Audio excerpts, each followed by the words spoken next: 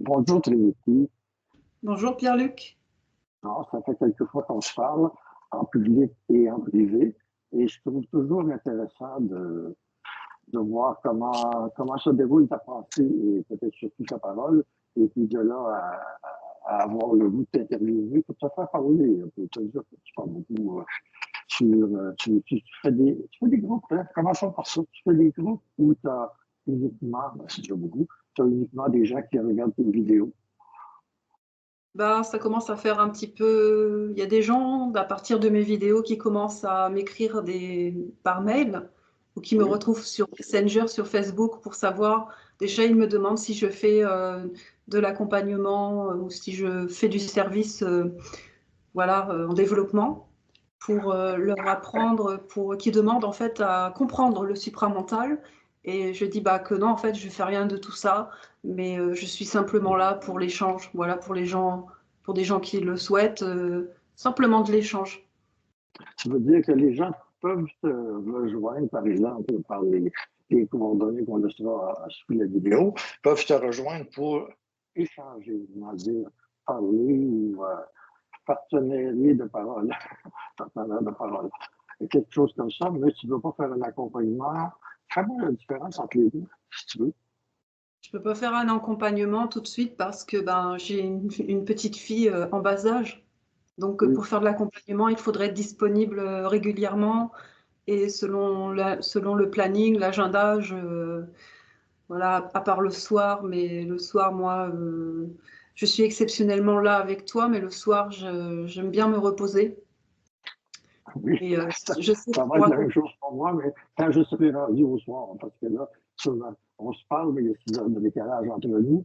Mais ce que je veux aussi, c'est que tu n'es pas nécessairement prête à faire ce que tu appelles l'accompagnement, c'est-à-dire de l'incrustation de supramental, je me fais rire, dans le cerveau des gens. Mais c'est peut-être pas ça que tu ferais, là, mais tu es une personne très au fait, je veux dire, du supramental. Quand on te parle, tu utilises les concepts et tout, mais tu n'es pas nécessairement prête à quoi tu n'es pas prête, voilà. Je te relance un peu là-dessus.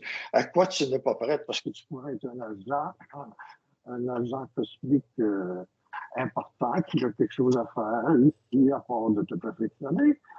oui, Euh, oui, bah, selon la problématique des personnes, c'est très particulier.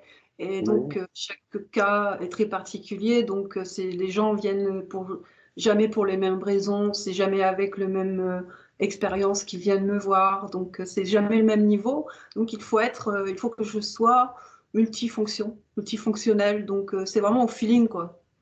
C'est oui, ok, d'accord. selon ce que Donc, traverse la personne. Voilà, moi, j'ai pas de fonction particulière. Je suis pas une coaching.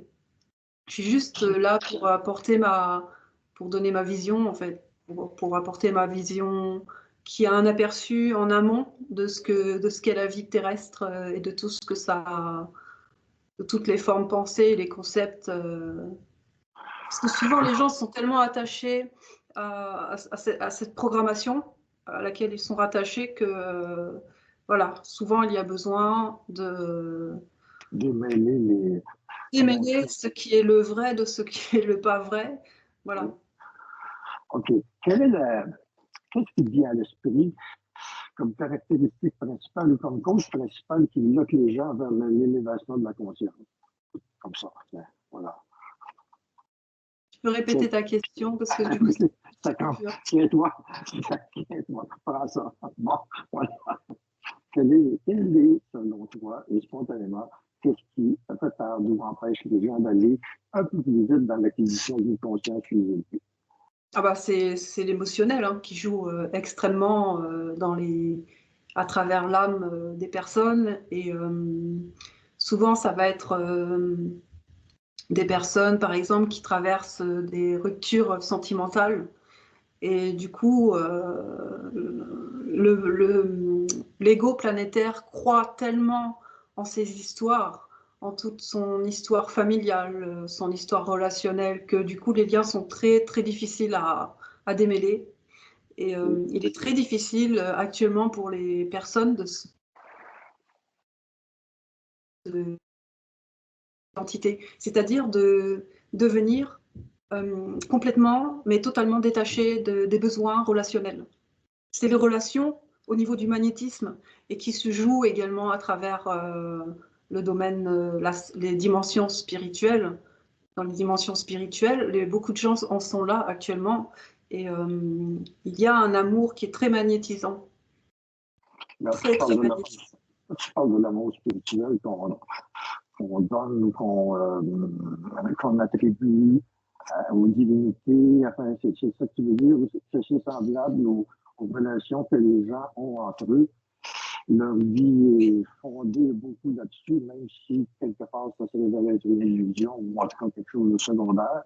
Mais ils sont très attachés à ça. Aussi, ils sont aussi attachés à ce que je appelle pour le moment l'amour spirituel, le type d'amour du cœur dédié à Dieu ou autre personnage. Ouais. Ton travail, c'est de éveiller les gens à quelque chose qui existe, bon, on peut dire derrière ou devant, quelque chose d'autre qui existe qui est plus réel encore que le réel. À se libérer de totalement tout ce qui est humain, tout ce qui appartient à la race planétaire, parce que même dans le spirituel, il y a ce qu'on appelle des groupes d'âmes, parce que ça se joue au niveau de l'âme, et les âmes sont très, très rattachées les unes aux autres, et ça crée toujours de la souffrance, en fait. Et l'entité maîtresse aussi qui se joue aussi beaucoup, ouais, qui est la polarité négative de la polarité du bien, du haut astral, de la spiritualité. Okay. Qu'est-ce que c'est l'entité maîtresse pour toi, pour mieux comprendre ce que tu viens de dire? C'est une question qui est très intéressante, à laquelle beaucoup de personnes se posent la question, justement. L'entité maîtresse, c'est une réflexion qui se trouve vraiment dans les infrastructures de la psyché. Et c'est un peu comme l'ombre de l'être. Donc c'est l'ombre. D'accord. Donc ce n'est pas l'entité primaire. Si, c'est l'entité primaire, c'est la même chose. On peut l'appeler aussi le gardien du seuil. Mais c'est un domaine qui appartient au domaine, si on se référence à la tradition arabe, on parle des djinns. Parce que tout être humain est rattaché à un djinn. Le djinn personnel, c'est le Karin. Et ce Karin-là, qui est en fait un souffle qui est fait de feu et en même temps de l'air, c'est un gaz. Et ce gaz traverse tous les circuits à travers le sang chez l'être humain. Et c'est ça la présence du Karin, enfin de l'entité maîtresse. C'est un souffle. C'est un souffle qui doit être transcendé, et ce souffle-là, selon l'évolution de l'entité maîtresse, parce que l'entité maîtresse évolue aussi en tant que souffle à travers l'ego humain. Et donc c'est pour ça qu'on disait autrefois qu'il y avait des bons génies et des mauvais génies. Parce qu'il y a une évolution, ça évolue aussi en même temps que l'humanité. L'entité maîtresse vit en parallèle. Ce sont comme des êtres ou des entités qui sont faits d'un souffle qui évolue à travers, en parallèle de l'être humain. Ils existaient sur Terre avant nous. Ils existaient sur Terre avant l'homme. Et ce dont tu me parles, c'est une entité, je ne sais pas comment la qualifier. Est-ce qu'il y a quelque chose d'autre comme entité principale que certains appellent le double ou même l'ajusteur de pensée? Est-ce qu'il y a quelque chose, est-ce qu'il y a une distinction à faire entre ça, le vocabulaire qu'on entend beaucoup dans le supramental, entre ça et ce que tu viens de dire qui peut apparaître à différents niveaux, qu'on pourrait qualifier d'astral, dont je me méfie des termes trop généralisés. Est-ce qu'il y a quelque chose de plus solide, de plus à quoi on pourrait penser comme, là, j'utilise les anciens mots, comme guide ultime ou comme double? Est-ce qu'on peut considérer qu'il y a une différence entre toutes ces entités-là? Bien sûr. L'entité, pas l'entité, mais tu me disais, je ne sais déjà plus, l'ajusteur de pensée. Oui, d'accord. Ça fait partie de l'être humain, l'ajusteur de pensée. Mais l'ajusteur de pensée ne vient à la connaissance, ne vient à la conscience seulement quand l'entité maîtresse a été prise, a été conscientisée, ainsi que l'entité spirituelle. Oui, OK. Okay, Bon. entre donc le bas astral et le haut astral. C'est quand les deux parties polarisées de l'être, lorsque l'être a été d'une manière ou d'une autre confronté à cette ombre de lui-même, d'accord? C'est une réflexion de lui-même, en fait, l'entité maîtresse. Et à un moment donné, il y a une lutte avec l'entité maîtresse, ce que Bernard de Montréal appelait l'opposition face à l'entité maîtresse. Parce que si l'on ne veut pas se faire dominer par l'entité maîtresse, si elle est, comment dire, à un moment donné, tellement c'est sombre, comme ça fait partie des infrastructures de l'homme, de l'être humain, c'est tellement sombre et négatif que ça influe un système de pensée dans l'être humain, ça lui influe les pensées destructrices. Vois-tu? Oui, OK, ouais. Voilà. À un moment donné, l'être dans l'initiation doit prendre conscience de l'entité maîtresse. Et il y a une confrontation, il y a comme un combat. Et ce combat amène à transformer justement cette part d'ombre chez l'être humain dans OK. l'initiation. Et à ce moment-là, automatiquement, l'entité spirituelle est également démasquée. D'accord? Donc il y a cette polarité dans le mental qui en fait habitait dans toute la psyché de l'être humain, qui faisait qu'il était manipulé dans ses émotions. Ce qu'on appelle les personnes bipolaires, bah, c'est ça, en fait, ça en revient à, à ce même système. C'est-à-dire que c'est un être humain qui ne peut pas être stable parce qu'il est traversé par un double tranchant. Voilà. Oui, Et quand toutes ces facettes ont été conscientisées, elles sont automatiquement récupérées. Là, il y a un double éthérique qui se crée. Quand tu récupères toutes ces facettes, ça veut dire que tes corps subtils s'alignent. Il y a un alignement de tous les corps subtils. on enlève toutes les formes de parasitisme, on peut dire ça comme ça. Oui, Puis, polluer l'être humain qui dévorait une partie de son énergie et automatiquement, les corps se reflètent. L'aliment se reflète comme il doit être parce que tu enlèves les prédateurs. oui.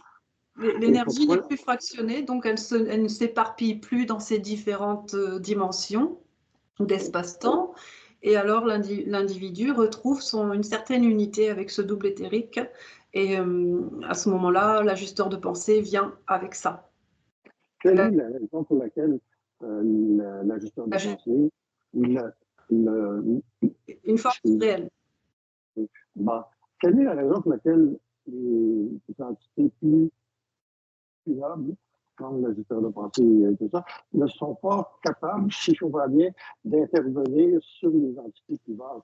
C'est comme si tu disais que l'entité, le double, va se manifester uniquement lorsque le salon sera nettoyé, le salon ou enfin la pièce sera nettoyée. Donc, il faut faire un nettoyage préalable pour permettre aux entités supérieures ou plus élevées de se manifester. C'est ça? C'est pas le travail, par exemple, du double de chasser les mauvais esprits, les moins bons esprits. C'est jamais l'ego, surtout. Ouais, OK. Sa volonté égoïque qui va pouvoir faire quoi que ce soit, c'est le système qui appartient à la hiérarchie du double solaire qui va donc activer cette vibration, qui va activer cette intégration. Donc l'ego lui-même, l'ego de l'être humain incarné, c'est un fragment en fait. L'ego n'est qu'un fragment de l'être solaire, de l'identité solaire. Donc l'ego ne doit rien faire. Parce qu'il Parce que si décrirait, l'ego cherche à faire quoi que ce soit, ceux qui sont en fusion, en contre-initiation, sont avec justement l'ego c'est l'ego qui est en recherche, c'est l'ego qui va mettre des stratagèmes. Et apporte tout le temps justement, de... il y a Oui, cette fusion avec l'entité maîtresse aussi, voilà. Mais là n'était pas ta question. La question, c'était c'était au niveau de l'ajusteur de pensée. L'ajusteur de pensée, C'est tout ça parce que c'est plus moi, là, on s'engage dans une discussion avec toi et tu apportes toujours souvent un vocabulaire nouveau. Et je suis là, qu'est-ce que ça veut dire ça? Qu'est-ce que ça veut dire? Qu'est-ce que ça veut dire comment ça veut dire une contre-initiation? la contre-initiation, si j'ai bien compris ta question parce que le son n'est pas très bon. La contre-initiation, c'est l'entité maîtresse qui possède l'ego. Ah, donne-moi un exemple, si tu veux, chez un humain qui montre que c'est l'entité maîtresse qui possède l'ego. Ben, je ne sais pas si la maîtresse possède l'ego. Alors l'ego va avoir des pouvoirs au niveau du feu. Ah, d'accord. Ah, bon. Ouais. Des pouvoirs de domination et de contrôle. Donc ça ne va pas être l'initiation solaire. OK. L'entité maîtresse, pour toi, ce n'est pas nécessairement le même concept que celui qu'utilisait Bernard de Montréal, pour le nommer, pour ne pas le nommer. Et parce que c'est davantage sombre ou toxique pour toi, l'entité maîtresse. C'est une entité qui absorbe l'ego au lieu d'être une entité qui, pour certains, s'appelle le double, mais qui descend graduellement dans l'être humain pour se fusionner avec de façon évolutive. L'entité maîtresse évolue en même temps que l'ego. Ouais. Et au cours de l'initiation solaire, mais ça revient pareil à ce que Michel Thomas appelle l'entité maîtresse en termes de l'entité primaire. OK. On ne va pas s'embarrasser trop dans les thèmes, juste pour saisir l'essence de ce que tu dis, parce que c'est intéressant de voir les structures, les phénomènes, mais on peut se mêler dans la terminologie. Il y en a plusieurs qui font. Oui, c'est comme le double luciférien, en fait. Hein. C'est comme le double luciférien. Oui, d'accord. Okay. C'est clair? Oui, OK. Est-ce que tu as plus, c'est les questions qu'il faut rire avant que je les ai posées, est-ce que tu as plus d'affinité pour travailler avec un double luciférien plutôt qu'avec un double, comment l'appeler, éthérique? Le double luciférien, il se transmute, justement, pour être récupéré dans son unité. Oui. Voilà. C'est-à-dire que le double luciférien, on est parti, là, on va ramener ça plus humain, là, mais est-ce que le double luciférien n'est pas quelque chose qui est éjecté, le double luciférien, ou quel que soit le nom qu'on lui donne, qui serait éjecté à partir du moment où il ne peut plus suivre la libération de lumière qui s'installe? Bien, ça dépend justement des initiations. Ah bon, parce que tu sais qu'il y a plusieurs genèses, hein, selon les êtres humains. Chaque être humain a sa propre genèse et selon le mandat de l'ego, de l'individu incarné, selon le mandat, selon la hiérarchie dont il vient, d'accord, ça va dépendre. Donc il y en a certains, l'entité maîtresse, l'entité primaire se détache littéralement au moment de la mort initiatique, ce qu'on appelle une mort spirituelle. L'entité primaire à ce moment-là se détache du corps. Comme personnellement, c'est ce qui m'est arrivé lorsque le souffle est carrément sorti par ma bouche. Je me surveille pas qu'il y en a un autre qui sort par sa bouche, c'est un autre de mes blagues, il faut bien interrompre son flux. Et quand ce souffle sulfureux, oui, c'est le souffle du feu vital, mais ce feu vital, il n'est pas le feu c'est pas la lumière du double. Et donc ce souffle, il part. Donc dans certaines initiations, ce souffle s'en va. Et en fait, il en revient au souffle divin, au souffle absolu. Oui, OK. Et il se mélange avec, il se transmute dans le souffle absolu et il revient à l'individu transmuté. Ça, c'est un type d'initiation. Certains la vivent telle qu'elle, quand d'autres la vivent sans sans que le souffle soit extrait, mais la vivre en transmutation de l'intérieur. OK. Est-ce que pour ceux qui font ou qui ont fait un cheminement à travers les vibrations supramentales, d'accord? Est-ce que le double luciférien est déjà éloigné de l'individu ou s'il faut attendre la mort, comment tu l'appelles, la mort spirituelle? Est-ce qu'il faut attendre quand même la mort spirituelle ou s'il y a des gens qui sont en avance et qui n'ont pas besoin de tout ça au moment de la mort spirituelle? Il faudra faire une distinction là, entre les sortes de morts. Est-ce qu'il y a une différence? On ne peut pas généraliser, mais est-ce qu'il y a une différence pour les gens qui ont déjà été soumis aux vibrations dites supramentales? Est-ce qu'il y a une différence dans leur avancement? Oui, c'est ça, c'est la question. J'ai pas très bien compris la question à cause du son. En même temps, on parlait. Bon, est-ce que c'est utile d'avoir est-ce que c'est utile d'élever soi-même sa conscience ou d'essayer de l'élever, par exemple, en discutant avec des termes supramentaux ou en écoutant des enregistrements de personnes importantes dans le supramental et évidemment de Montréal, d'Américains et d'autres, mais bon, est-ce que c'est utile? D'écouter des enregistrements? Par exemple, oui. Oui, oui, quand même.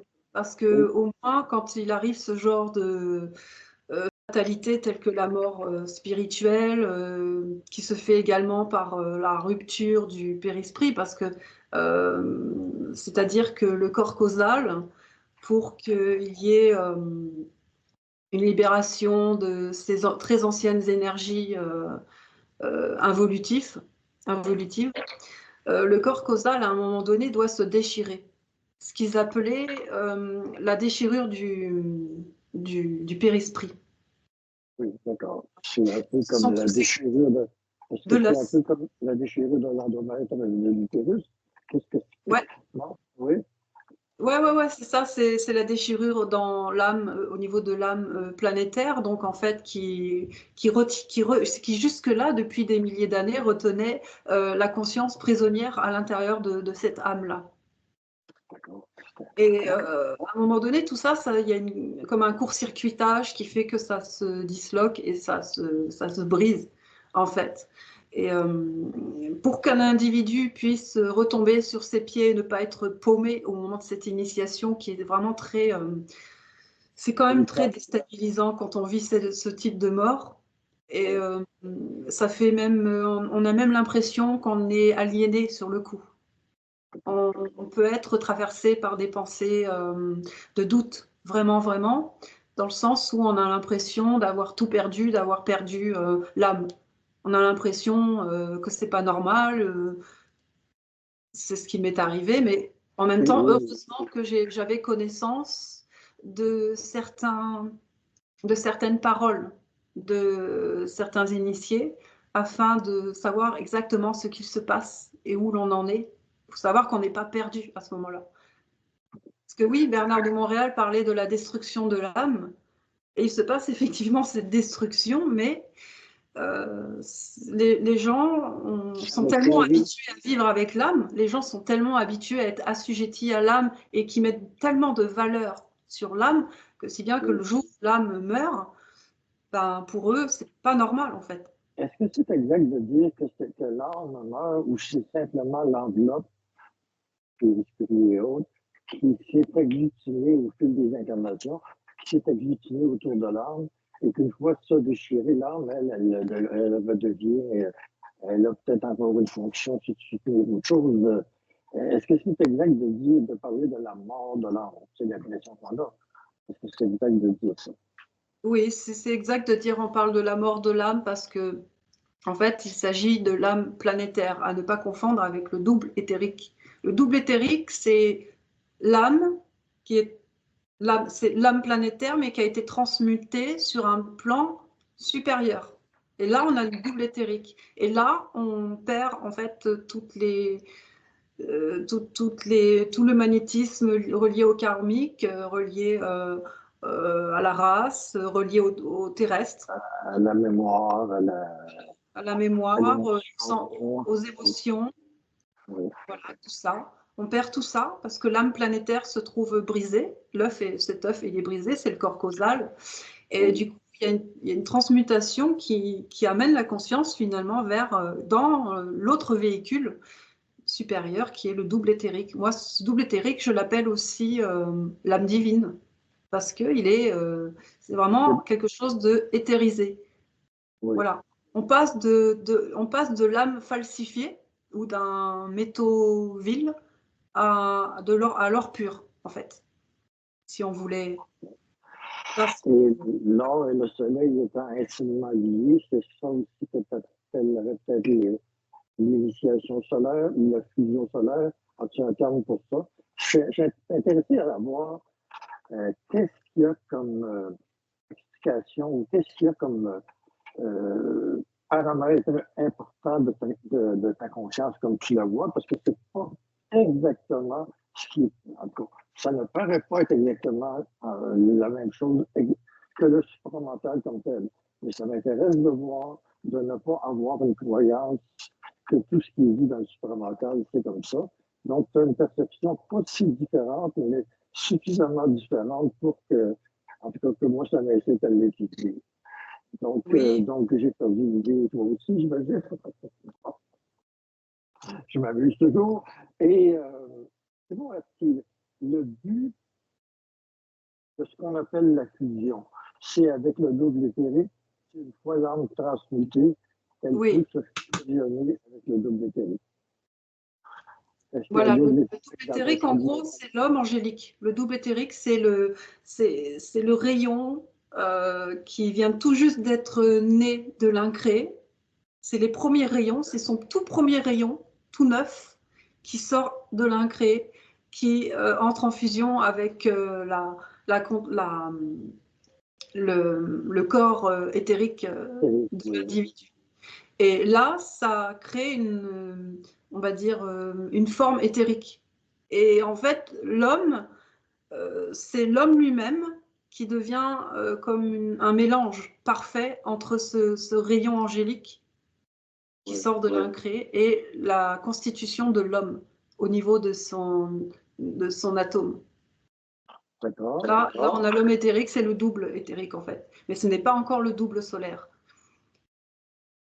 Bon, OK. Je te laisse cheminer dans ta parole de la même, comment dire, avec la même curiosité, c'est peut-être plus que curiosité, mais avec la même, je ne sais pas comment l'appeler, la même vérification.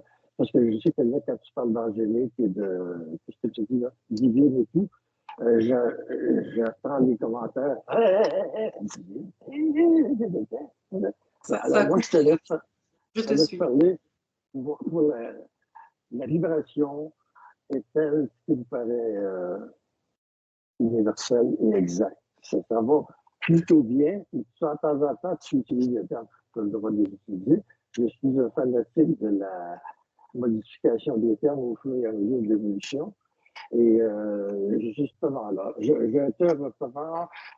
reprends un peu ce que j'ai saisi dans ce que tu dis, c'est qu'au départ, l'être humain, quand on part de l'incréé, il y a une molécule ou un atome, c'est pas important, qui est là à la naissance, mais qui est enveloppé graduellement de toutes sortes ça autant des parasites que des croyances, des vérités et tout, et que le changement vibratoire qui tue l'œuf, qui tue la membrane autour de l'œuf, ça te ramène exactement à l'atome primitif qui a été préservé miraculeusement dans l'être humain. On parle de l'atome germe, ouais. C'est ça. Okay. L'atome germe. Eh bien, cet atome germe, je ne suis pas sûre d'avoir bien compris ta présentation parce que bon, il y a un problème de son ce soir, c'est comme ça. Ah, c'est le problème de son, c'est pas le problème de mon, c'est pas le problème de ton, c'est le problème de son. Non, mais il y a quelque chose qui se passe, mais ça ne me dérange pas. On peut passer à travers, parce que sinon, on va s'arrêter continuellement. Là, tu apportes quelque chose de relativement nouveau, peut-être pas pour toi, et qui confronte un peu, qui va confronter certaines convictions, interprétations tirées, par exemple, du supramental, si on va en faire, si on veut en faire un phénomène unique, le supramental. Bon, moi, j'aime ça aller jouer sur les bords, en dessous, et tout. Bon, d'accord. Alors, tu nous parles de quelque chose qui est peut-être fou aussi, que d'autres personnes, c'est qui n'est pas nécessairement dans le circuit orthodoxe du supramental bernardien. Voilà, encore un autre. Non, bah non, parce que ça dépend. Voilà, si Bernard, lui, il était avec la vibration du Melchizedek, comme je te disais déjà l'autre fois. D'autres vont passer par une initiation parallèle, un peu similaire, mais il va y avoir quand même des alternatives au niveau de cette initiation, parce qu'on n'est pas tous associés à un Melchizedek. D'accord. Il y en a qui sont associés à plus un chérubin, d'autres qui sont plus avec le séraphin. Ça dépend de la hiérarchie angélique, en fait. Ça dépend. OK. OK, je continue sur, pas n'importe quoi, mais c'est que ça m'inquiète. La hiérarchie angélique, je vais affronter le terme, j'ai pas parlé de moi. La hiérarchie angélique, est-ce que ça peut être aussi élevé que des hiérarchies dites plus lumineuses, dites plus lumineuses? Je le reprends à cause du son. Ouais, vas-y, reprends ta question parce que ça fait Parce qu'il y vraiment a un un bruit. petit chaos dans ma tête, là, parce que je travaille hors de mes circuits. Non. Est-ce que qu'est-ce que je voulais dire, non? Est-ce que, je veux dire autrement, est-ce que des vibrations, des hiérarchies angéliques vont aussi haut que d'autres vibrations, comme les Melchizedek, par exemple? Oui, oui, oui, ça, ce sont des accompagnants, en fait, hein, ça travaille tous ensemble. De toute façon, Oui, dans la sphère cosmique, tout est relié. oui, OK. Voilà. Est-ce qu'il y a une compétition qui pourrait se faire entre les sphères angéliques et les sphères, je ne sais même pas comment les appeler, les sphères froides, les rigoureuses, des plans de conscience dits de l'esprit. Bon, est-ce qu'il y Ah a une oui, compétition qui pourrait se faire entre des familles qui auraient peut-être pas une doctrine, mais des motivations différentes pour exister? non, Non? non, pas entre ces familles-là, non, absolument pas. C'est que de la coopération, hein, c'est de l'intelligence, donc il ne peut pas y avoir d'incompréhension comme, comme il se passe dans ce système planétaire, où il y a cette réflexion au niveau, cette réflexion de l'ombre. Donc, il ne peut pas y avoir ce manque de compréhension dans les plans cosmiques.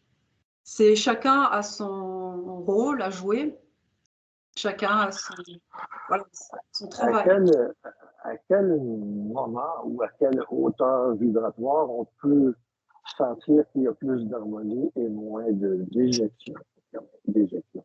Il y a moins de parasites, il y a moins de combats, de se tirer à droite et à gauche dans le Lucifer, et ta. Est-ce qu'il y a un point où on a terminé avec ça par rapport au plan, ce que tu décris comme le plan planétaire? Est-ce qu'il y Oui. a vraiment un terme à ça ou ça peut continuer très longtemps hors planète? Bon, bah déjà, au niveau du double éthérique, c'est beaucoup plus tranquille, hein, déjà, puisqu'il y a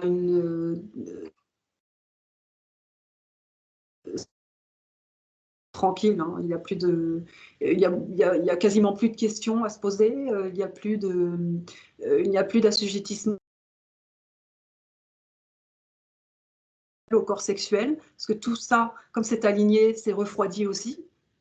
Donc l'être humain, à ce moment-là, il n'est plus assujetti par des pulsions ou par des désirs. Tu connais l'expression « vos désirs font désordre ». Oui, oui, son désordre, tu veux dire, Désirs les font désordres? désordre.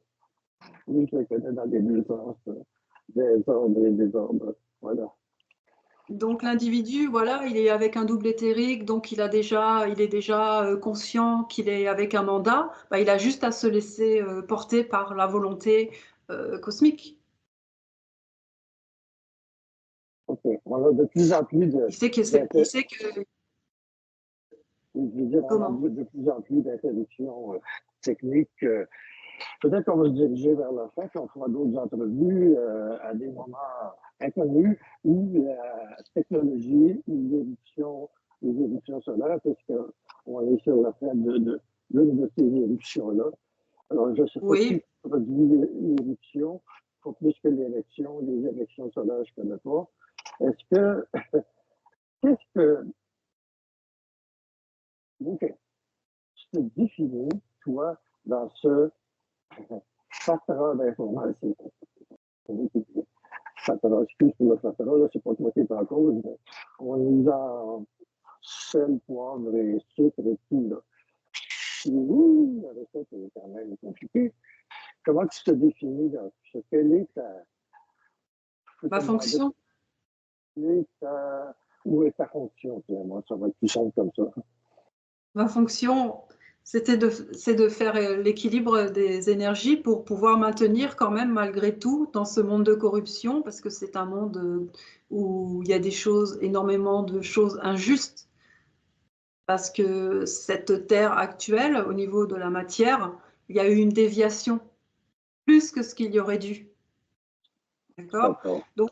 Donc forcément, il y a des doubles éthériques qui s'incarnent dans la matière pour venir faire la balance, pour venir rééquilibrer les énergies, pour pouvoir en fait continuer cette maintenance au niveau du fonctionnement des races. De Pour la quelle suite du façon de quelle façon ça se fait, en tout cas dans ton cas, si tu en es conscient, tu veux dire ce rééquilibrage des énergies, du pouvoir attribué aux plus lumineux, aux plus sombres et tout, ça se fait comment? Parce qu'on a l'important à penser, est-ce que cette femme-là, toi, enseigne? Qu'est-ce qu'elle fait? Qu'est-ce qu'elle fait? Elle fait des rituels secrets, je te présente. Qu'est-ce qu'elle fait? Comment tu accomplis ta fonction? Ah bah écoute, c'est tout un programme. Là encore, c'est quelque chose qui dure des années. On est préparé à ce moment-là depuis l'enfance, même je dirais la naissance. Ça se fait pas comme ça en seulement quelques mois. On est pris dans ce programme. C'est pas quelque chose qu'on va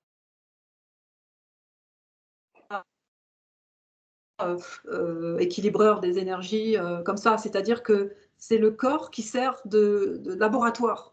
Ça se passe au niveau On en perd des bouts, par contre, c'est psyché de dommage. l'individu. Ouais. Je disais, le corps de l'être incarné sert de récipient pour transmuter, on va dire, les mémoires karmiques à ce moment-là. Est-ce que ça s'apparente un peu à un phénomène touristique qui vient avec un passage sur la Terre? Comment il disait? Il disait pas expier, mais il devait prendre sur lui les vicissitudes de l'humanité. J'ai peut-être pas les bons mots. Il servait de, je veux dire, purificateur ou de, oui, Oui, oui, équilibrage. oui. Ça s'apparente à ça un Oui, peu, ce que je dis, oui, oui, d'accord. parce que voilà, exactement. En fait, on vient en bouc émissaire, parce Ouais, qu'en fait, on vient sans karma personnel.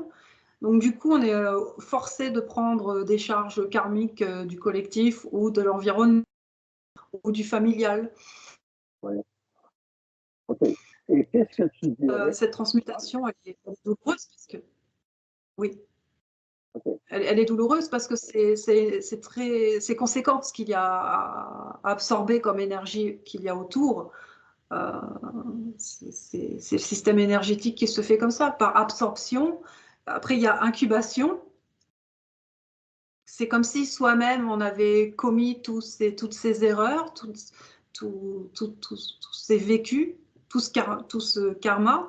Et du coup, il y a la transmutation qui se fait par la descente de la vibration, une transmutation qui se fait par la descente de la vibration au cours de l'initiation. Et Et voilà, l'équilibre se fait d'une manière très précise, mais en gros, il faut en passer aussi également par cette mort dont on parlait tout à l'heure, quoi. Et ça te donne quoi? Je pose des questions un peu niaises, un peu basiques, mais ça te donne quoi, selon ton point de vue? On peut remettre toutes sortes de choses avec l'élévation du traitement, blablabla. J'en ai entendu plusieurs.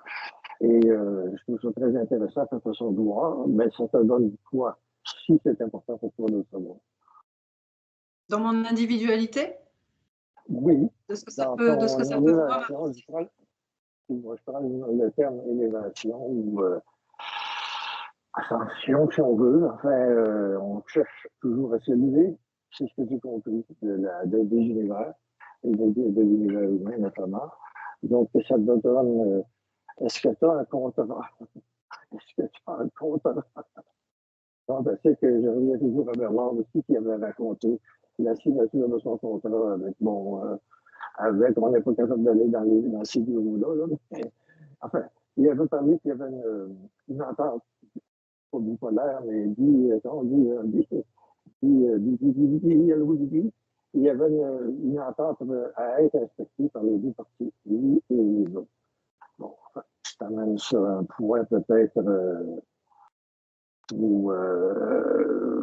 trop terre à terre, là, oui, c'est le cas de dire. Est-ce que ça te donne quelque chose et as-tu l'impression, je pense que c'était indiscret, mais tu n'es pas obligé de répondre à tout parce que je sais que je travaille involontairement quelque chose. Là, est-ce que tu as une conscience de créer quelque chose? Non, parce que ça s'arrête jamais. Dans le sens où tout évolue, en fait. Oui. Okay. Les races vont évoluer, la Terre va évoluer, et à un moment donné, tout va se convertir dans l'éthérique. Et ensuite, il y aura encore une autre évolution, et ainsi de suite. Et voilà, même le double solaire évolue. Et au niveau de l'ego, moi personnellement, l'ego de Trinity ne bénéficie de rien. Il n'y a pas de, il n'y a pas de Fonction, bénéfice. il y a une fonction à ta présence, je le dis comme ça. C'est pas nécessairement une fonction telle qu'on est capable de l'appréhender, du genre, je suis un coach, mais il y a une fonction énergétique que tu as remplie peut-être Ouais, vibratoire, une fonction vibratoire. vibratoire, qui participe à la chimie de ce que tu décris comme le futur de la race humaine, peut-être plus encore.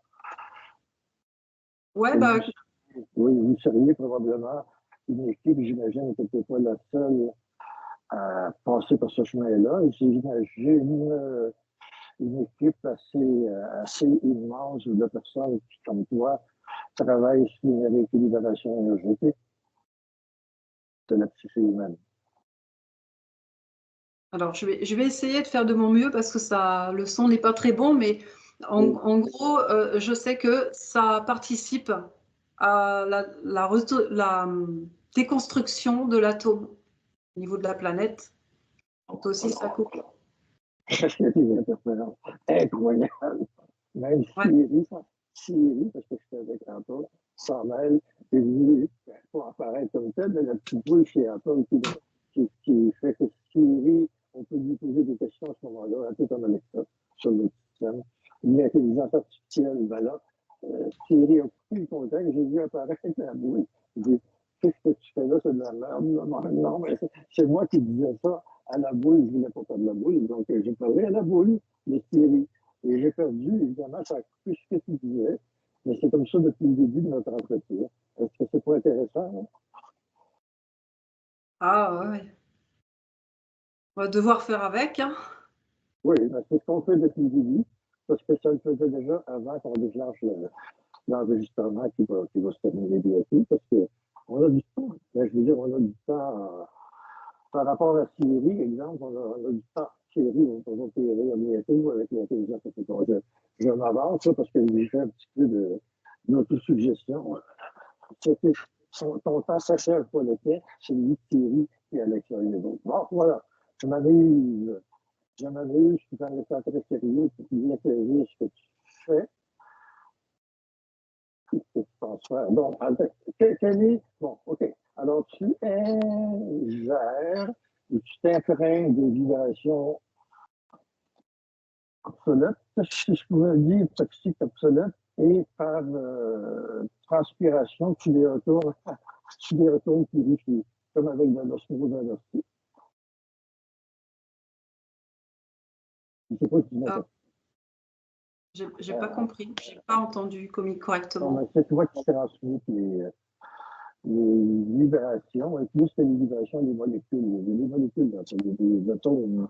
Oui, mais ça va jusqu'à l'atome en fait, hein, parce que toute son initiation vécue, ça active également l'initiation au niveau de la Terre. Donc, automatiquement, tous les individus qui sont en initiation contribuent à la restructuration de l'atome et à son éthérisation. Hein, c'est beaucoup ce que tu dis là. J'en comprends, j'en saisis une partie. Ouais, d'accord.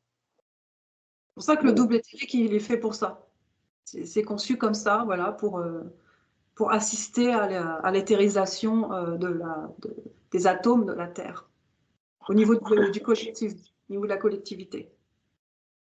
Est-ce que chaque personne, du moins dans les plus éveillés, a déjà un double éthérique qui travaille dans le plan de utilisation, pour dire, qui travaille dans ce plan-là pour l'être humain? Est-ce qu'il y a des milliards de doubles éthériques qui travaillent de concert sur ce plan d'action-là? Non, il n'y a pas des milliards de doubles éthériques dans la matière actuellement. Il n'y en a pas des milliards, mais il y en aura de plus en plus, évidemment. Parce que ces doubles éthériques-là, incluant les pivots sur lesquels ils s'appuient, je veux dire les individus humains, est-ce que ces individus-là souffrent davantage que ceux qui vont venir dans les langues? Ils souffrent davantage actuellement, évidemment, parce que le canal est difficile à s'ouvrir là. C'est le début. C'est depuis 1969 que le canal a été ouvert. Ouais. Celui qui est venu ouvrir le canal, il a énormément souffert. Oui, oui, oui. Là, on est depuis 1969, on est en 2024, donc c'est relativement récent. Oui. Donc, les individus qui en passent par là souffrent aussi énormément Oui. de cette initiation, de ce type d'initiation. Moi, c'est plus au niveau de l'âme, l'initiation, c'est plus au niveau de l'énergie, les énergies, mon corps qui a servi d'incubation, ça s'est fait, ça se passait au niveau de l'âme. Bernard de Montréal, ça se passait au niveau de son atome éthérique, au niveau de ce qu'on appelle le noyau éthérique. Lui, c'était au niveau du mental, donc c'était encore dans une initiation plus avancée encore. Hein, je veux dire aux gens que complète ta phrase.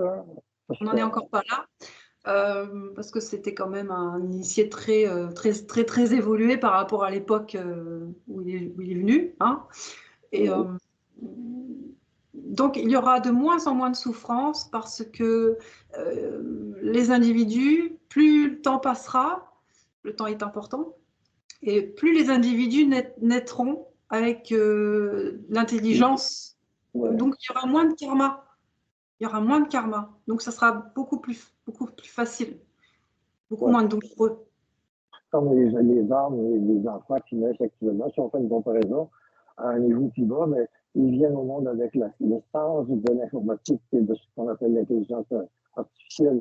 Ils le saisissent d'emblée, même à l'âge de 2 ou 3 ans, des adultes plus vieux, je fais exception de moi.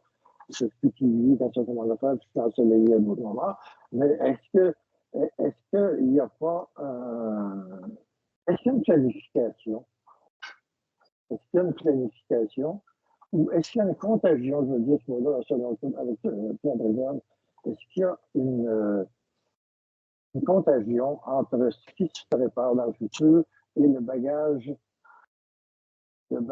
inné que les enfants ont actuellement et le bagage que les enfants auront dans 50 ans?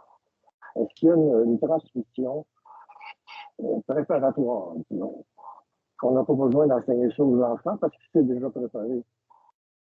Dans le sens où les êtres seront en initiation et qui auront des enfants. Oui, Les enfants naîtront avec, sans le karma des parents, puisque les parents auront éradiqué ce karma, ils l'auront brûlé.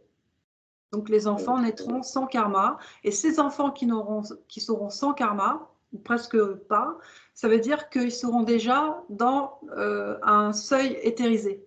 C'est-à-dire que plus l'éthérisation est faite, moins l'initiation sera difficile à vivre. Parce que c'est tout ce qui appartient à la densité. C'est ça, c'est la densité mentale, matérielle, psychologique. C'est tout ça qui est très difficile à traverser.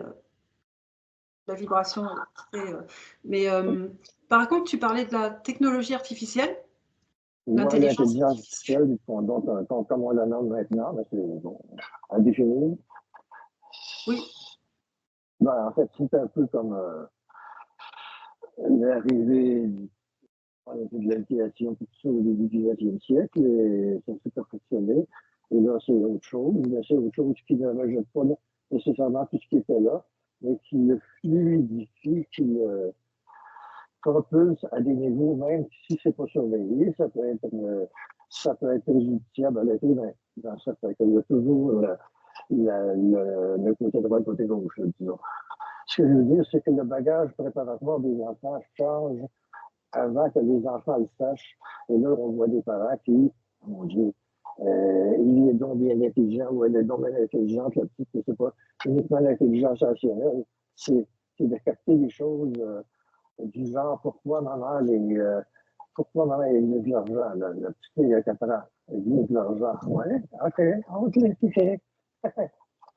On est capable, d'accord? Mais c'est des questions peut-être trop préservatives. Et c'est pas réservé à des QI exceptionnels comme ça l'a été avant. Il peut y avoir encore des QI exceptionnels, mais c'est comme, comme une ligne commune. Il y a toujours des moins éveillés, mais il y a quelque chose de très, je reviens avec mon mot fluide, c'est très naturel pour les enfants d'être intelligents, je vais le dire comme ça. Oui, il y a quelque chose qui sera très, très naturel. Par contre, l'intelligence artificielle fait partie de l'involution parce que ce sont des transmissions qui viennent d'autres races prédatrices, on va dire. Et à un moment donné, il y aura une grosse rébellion sur la Terre par rapport, donc il s'opposera des êtres humains intelligents dans l'intelligence réelle qui s'opposeront à cette intelligence artificielle. Et de cette rébellion, il y aura une transformation. Et c'est à ce moment-là qu'il y aura vraiment un renversement de la Terre. La 7e race n'aura pas d'intelligence artificielle. La 7e race, non. Ils seront très, très proches de leur être réel, quoi. OK. Cette validation pour terminer pour aujourd'hui, de cette vie. Oui. Avec nos pannes, nos écorchures de son, mais malgré ça, le son a fait son œuvre et il y a quelque chose d'intéressant dans ce que tu as dit, dans ce qu'on a dit, dans ce que tu as dit. Pourvu que ça soit audible pour les auditeurs, voilà. Eh ben, je vais vérifier après. Patience. On fera les critiques. Je ne sais pas ce que tu penses, enfin bon. Il s'agit de savoir aussi continuer malgré le fait qu'éventuellement le véhicule de transmission ne fonctionne pas à son meilleur. On continue quand même dans le désert à gratter avec les chenilles du tracteur et c'est bon, des comparaisons. Ouais. C'est ce qu'on va faire un peu là. Sans savoir qu'est-ce qui est coupé. Mais je crois que l'ensemble est bien saisissable malgré les irritants. Ça va bien. On essaiera de venir faire la prochaine fois. Et je te remercie infiniment, divinement. C'est moi qui te remercie, Pierre-Luc.